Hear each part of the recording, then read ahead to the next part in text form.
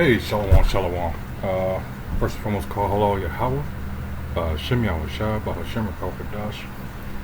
Double honors go to the apostles, bishops, and elders of Great Millstone who rule well. Salutations also go out to the fellow Akim that are out there on the highways and byways, pushing the truth across the four corners of the earth. Alright, trying to make the remaining hopefully elect. This is Naaman with the DC camp, back with another video. And oh boy. And this is to you assholes out there, you know who you are, that constantly want to get on Jake like we have no cause to gripe about what's happening to us, to complain. You always come up with that bullshit, oh, pull yourself up by your bootstraps. Huh, right. Despite all the instances, all the documented proofs of us doing just that, but how we're always met with sabotage because we were never meant to be self-sufficient here in America. And that's just how it is. History proves it. Not me saying so. I mean, unless, you know, you're one of those with, what is it called, cognitive dissonance, like they like to use the woke as an excuse. The DEI, the critical race theories, they like to, you know, claim that that's, you know, in other words, they twist shit around to suit them. This is all about making them feel better. Well, fuck them. This is just another video proving my point.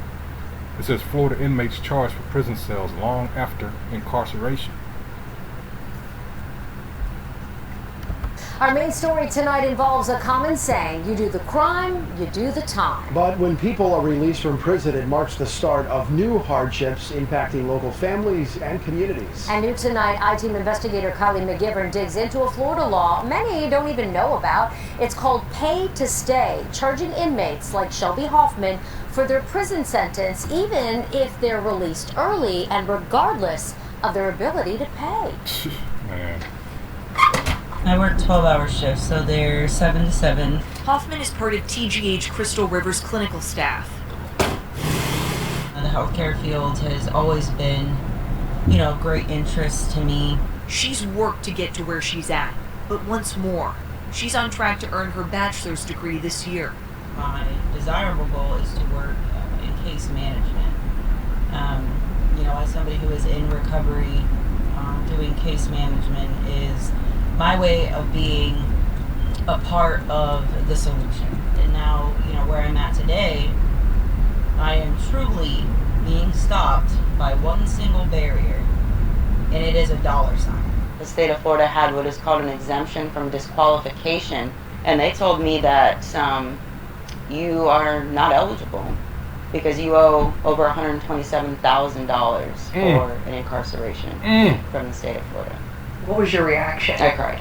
I was hysterical crying.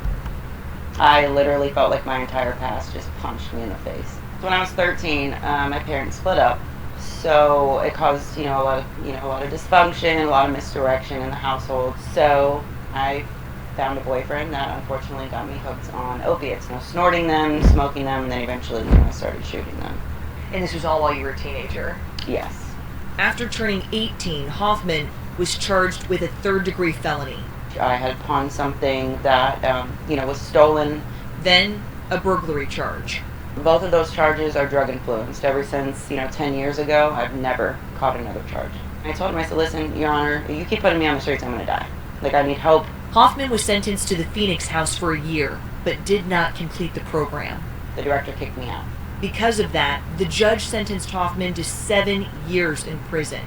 She served 10 months, the judge allowing her to participate in a youth offender boot camp. I had paid everything off. I petitioned the courts to get off of probation. He clapped for me and said, you above anybody deserve this. Congratulations, Ms. Hoffman. I've taken pictures with him, given him a hug, and he wrote me a handwritten Christmas card telling me he knew I could do it.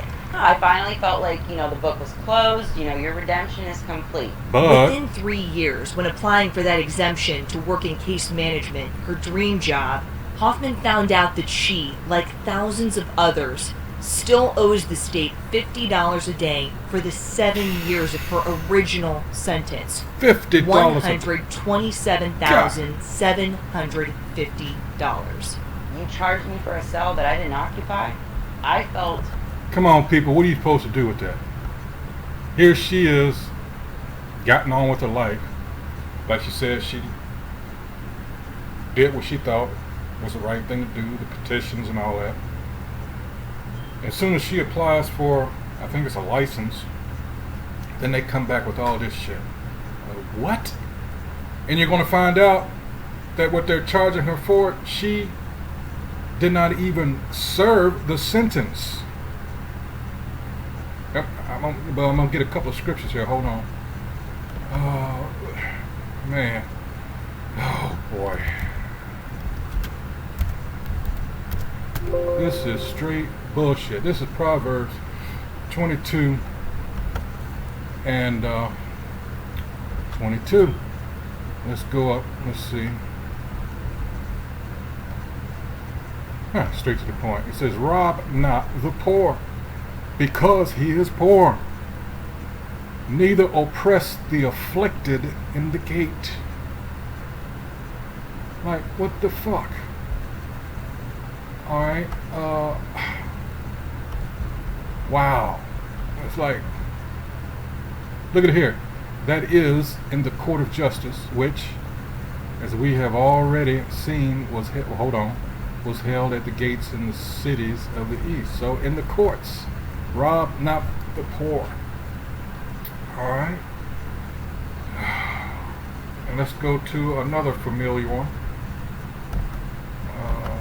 Isaiah 10. Start at the top. Woe unto them that decree unrighteous decrees, and that write grievousness which they have prescribed. Alright?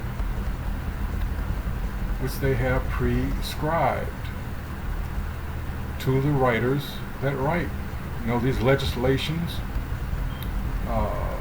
for these wicked, let's go into prescribe. Strong's H3789, it says to grave, by application, to write. Alright, record, subscribe, write. Alright. And after all, supposedly, the whole started, like I said, supposedly, when you get into the history of the penal system here, Easton Prison was the first prison in Pennsylvania. Supposedly it's for to reform, right? And we know that's bullshit, especially when it comes to Jake. Alright. So it became a hustle for the powers that be, especially after chattel slavery ended. You know, this country was so used to free labor.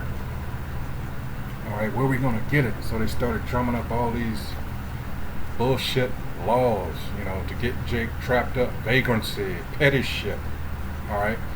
And Jake ended up doing back in slavery. Alright? This place is wicked. It has always been wicked. And if left to its own devices, it will continue to be wicked. That's why it has to be done away with. And it is. So trick and so cool. There is no ladder with them that will ever truly allow you to be a second chance anything. Yeah, exactly. There isn't. Especially if you're Hoffman's so-called Negro, Latino, and Native American. See, her mom is of the Caucasian persuasion, or at least appears to be. grandmother, Linda, helped pay off what she said was thousands of dollars in other fines and fees. We thought everything was taken care of. I must not understand it right. I've probably got this wrong. But no, I didn't. Hoffman hired an attorney in an attempt to modify her incarceration costs to the 10 months she served. The judge denied the motion, pointing to state law. A court may not... Did you catch that? So they tried to restructure it, because she only served as in person in the cell 10 months, not 7 years. But as you can see here, it was denied. Why? They're going to explain to you. modify a legal sentence imposed by more than 60 days after the imposition, and So they incarceration tell her that she's late in her petition. costs are based upon the length of the sentence. The length of the sentence, whether you served it or not. Ain't that some bullshit? So she was released early, all right, and when it, oh man, Imposed by the court at the time of sentencing. You are imposing something that I can't pay off in a lifetime. So I'm stuck. How is this possible? We think it's unconstitutional. Lisa Foster, You co-executive think. director of the Fines and Fees Justice Center based in Washington, D.C., that's here, It charges okay. a lot of fines and fees says it violates the excessive fines Yeah, clause. Eighth Amendment. because it's not proportionate either to the underlying offense or to a person's Proof, further proof, all right, that they bend and break this shit according to how they want. I'm talking about their laws, all right. All this shit they write is basically so they can have back doors for themselves, all right. financial circumstances. In Shelby's case, what happens is she's saddled with over $120,000 of debt to the state of Florida that is a life sentence. I have a Yeah. family now. Like I have a daughter, a wonderful husband. I have a home. I have all these accomplishments that I have worked so hard to maintain, and to not be given the opportunity to have a realistic, reasonable, obtainable goal to rectify all of that. That is why this is important. Since 2019, Illinois and New Hampshire have repealed their pay-to-stay laws for state prisons. Here in Florida last session, the Fines and Fees Justice Center worked with lawmakers on a bill that would have allowed judges to do an ability to pay assessment when imposing fines and fees. It failed. Photojournalist Randy Wright and my team investigator Kylie McGivern taking action for you. See, this is why, and I'm gonna close with this scripture, I promise. This is why this is written, all right, for these pieces of shit. These Edomites that are in rulership, our oppressors. This is James 2.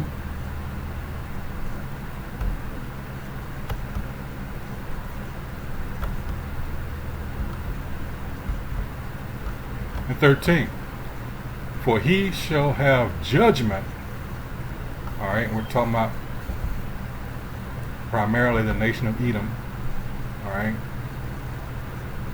For he shall have judgment without mercy that had showed no mercy, and mercy rejoiceth against judgment. So, for you so-called Christians out there that, all right, that rejoiceth, all right,